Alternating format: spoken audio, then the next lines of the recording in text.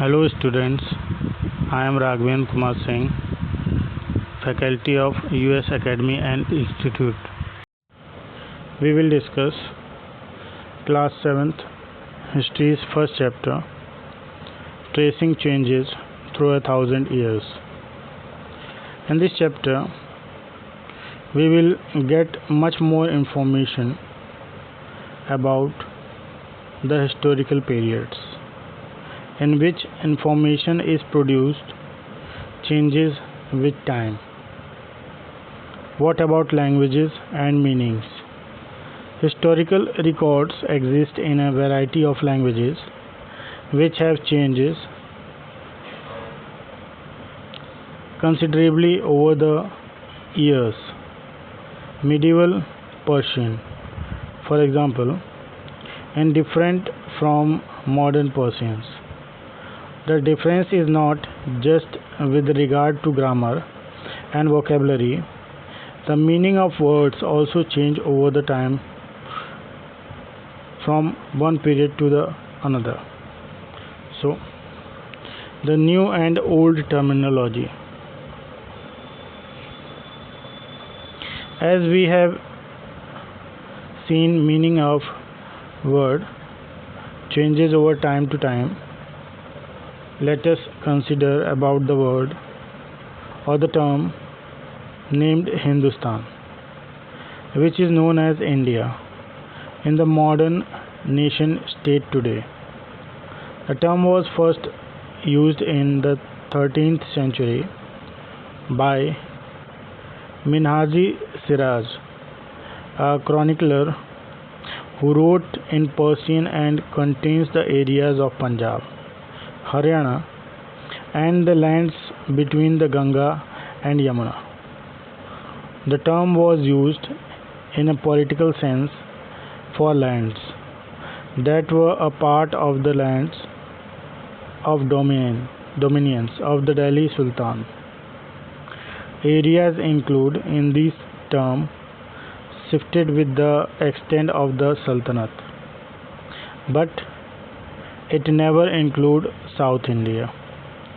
In early 16th century, Babur used Hindustan to describe the geography, the fauna, and the culture of the inhabitants of the subcontinent. Same as how 14th century poet Amir Khusro used the word Hind. Even if the idea of a geographical and cultural entity like India did exist, the term Hindustan did not carry the political and national meaning associated with it today.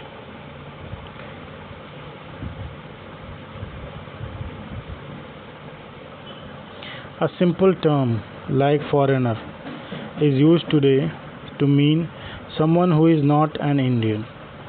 In the medieval period, a foreigner was any stranger who appears in a given village, someone who was not a part of that society or culture. In Hindi, it is termed as Pardesi. It might be used to describe such a person, and in Persian language it is called as Ajnabi. A city dwellers might regard a foreign dwellers as a foreigner, but two peasants living in the same village are not foreigner to each other, even if they have different religious or caste backgrounds. Historians and their sources.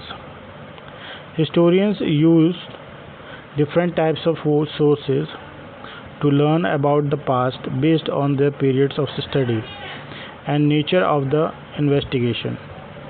Coins, inscription, architecture, and textual records will provide information. The number and variety of textual records increased dramatically during this period. slowly displacing other type of available information.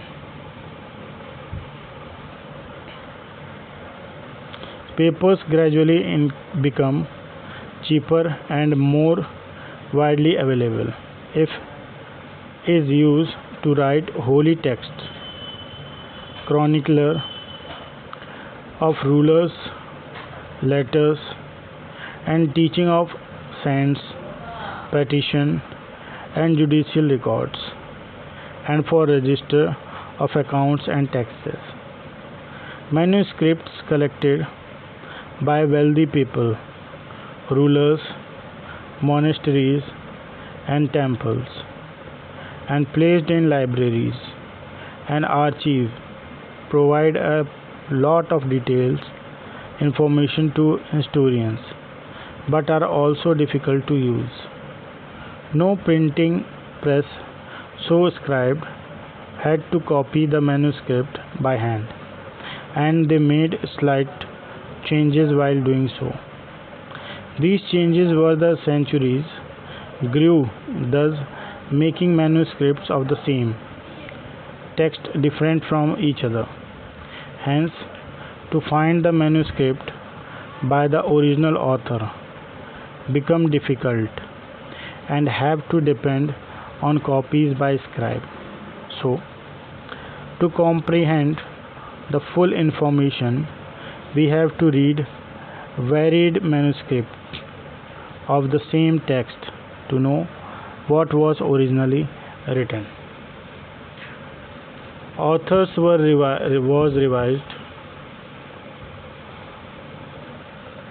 also revised their chronicles at various times.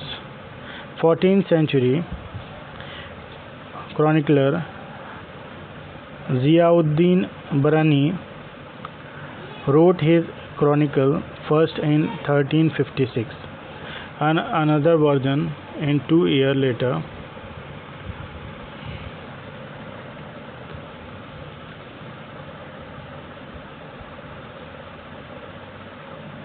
But historians did not know about the existence of the first version until the 1960s, as it remained lost in large library collections. Now, new social and political groups. The study of the 1,000 years spanning 700 and 1750 is a challenge. The scales and variety of developments that occurred over the period are huge. At different moments in this period, new technologies made their appearances, like the Persian wheel in irrigation, the spinning wheel in weaving, and firearms in combat. New foods and beverages arrived in the subcontinent. Potatoes, corn, chilies, tea, and coffee. All these new technologies and crops came along with people who brought other ideas with them as well, thus resulting in a period of economic, political, social, and cultural changes. It was also a period of great mobility, as group of people traveled from a long distance in search of opportunities. Subcontinent held immense wealth and the possibilities for peoples to carve a fortune. Rajput, named derived from Rajaputra, the son of a ruler, became quite popular during this period between 8th and 14th century. Was termed as generally to refer a group of warriors claiming Kshatriya status. Between the 8th and 14th century, the term was given for a group of warriors claiming Kshatriya caste status, including not just rulers and the chieftains, but also soldiers, and commanders who served in the armies of different monarchs all over the subcontinent. Extreme valor and a great sense of loyalty are the qualities attributed to Rajputs by poets and bards. Marathas, Sikh and Jat, Ahoms and Chatkayas, a caste of scribes and secretaries, also used opportunities of the age to become politically important. Many forest dwellers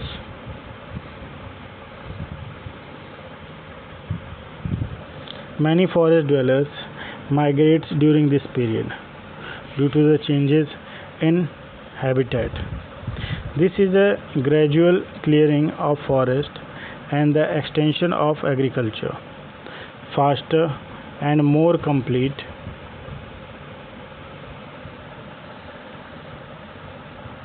extension in some areas than in others. Those who remained started to till their land became peasants, who were later influenced by regional markets, chieftains, priests, monarchies, and temples. This led them to be part of large complex society, paying tax and offering goods and services to local lords. This resulted in major economic and social difference amongst peasants. Some had more productive lands while others kept cattle, and some combined artisanal work with agricultural activity during the lean season. With the change in society, people groups into jatis or subcastes.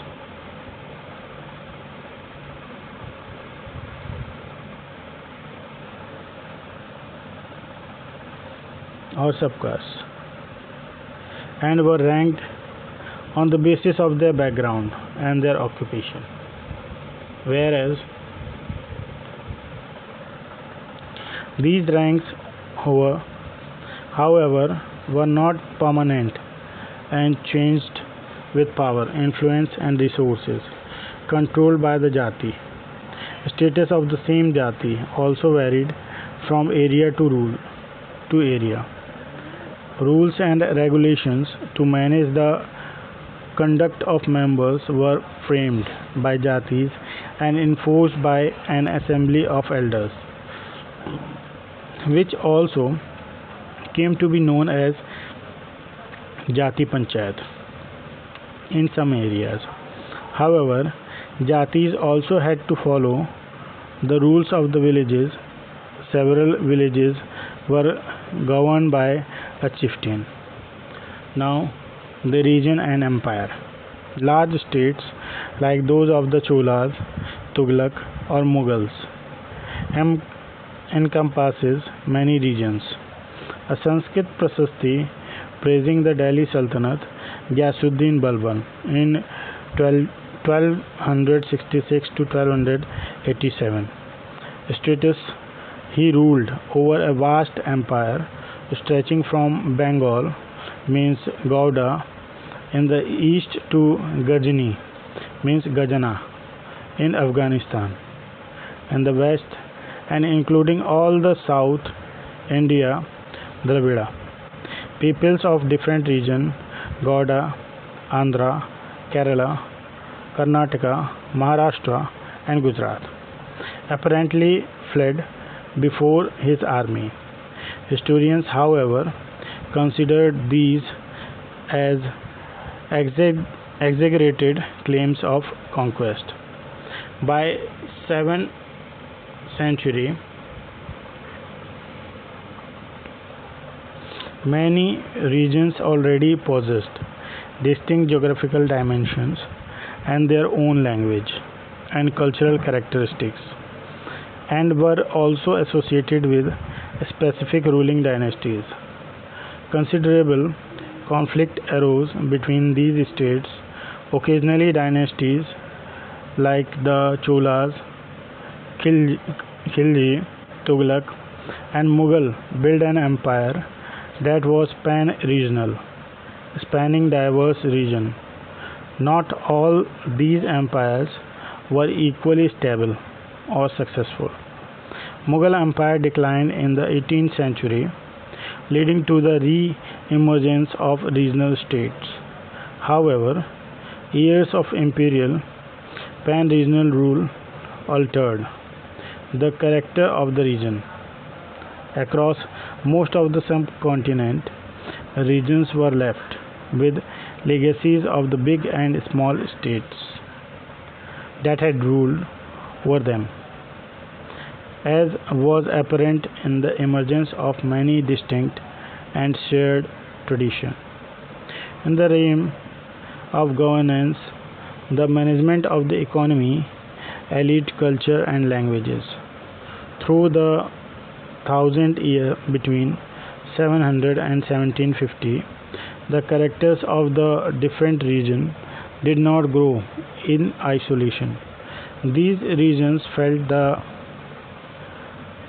impact of larger pan-regional forces of integration without over quite losing their distinctiveness.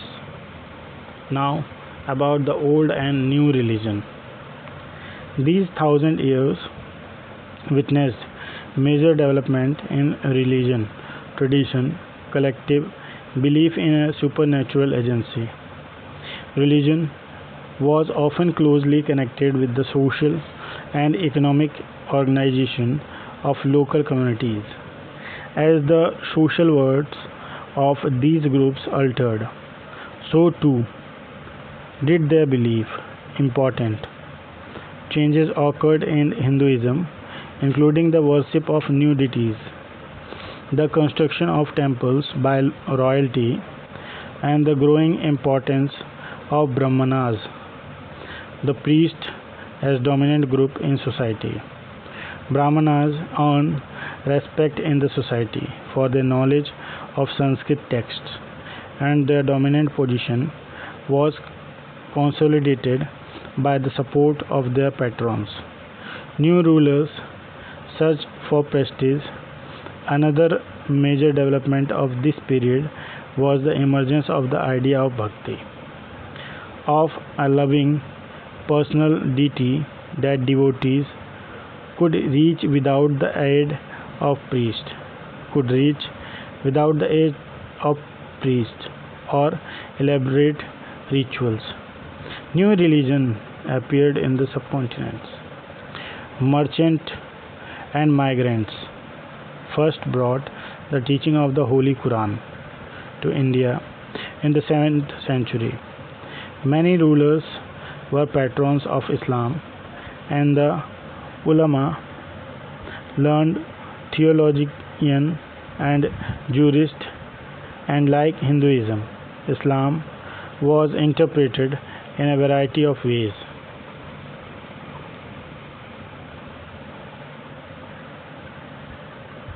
There were the Shia Muslims who believed that the Prophet Muhammad's son-in-law Ali was the legitimate leader of the Muslim community, and the Sunni Muslims who accepted the authority of the early leader, Khalifa of the community, and the succeeding Khalifas.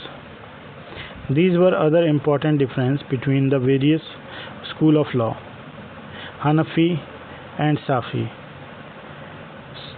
mainly in India, and in theology and mystic tradition. Now, thinking about time and historical periods. As per historians, time is not just the passing of hours, days, or years as a clock or a calendar. It also reflects changes in social and economic organization.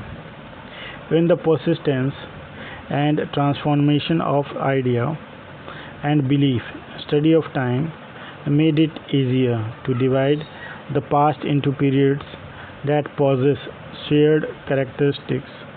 In the middle of the 19th century, British historians divided the history of India into three periods: Hindu, Muslim, and British, based on the idea that the religion of rulers was the only significant historical change and there were no other development in the economy, society, or culture.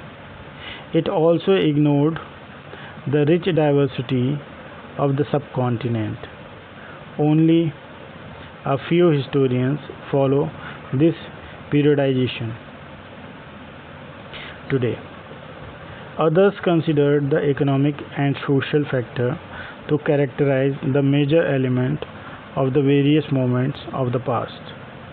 The histories you learn is known as medieval learning more about the spread of peasant societies, the rise of regional and imperial states in formation, sometimes at the cost of pastoral and forest peoples, the development of Hinduism and Islam as major religion, and the arrival of European trading companies.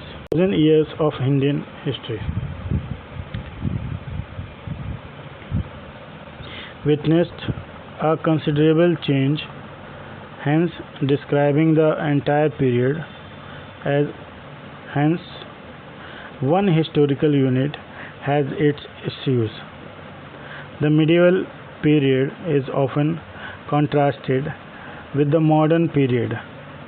Modernity carries with it a sense of material progress and intellectual advancement, suggesting that the medieval period probably lacks any changes whatever. However, that is not so. Over the 1000 years, societies of the subcontinents were transformed, and economies in several regions reached a level of prosperity that attracted the interest of European trading companies in our country.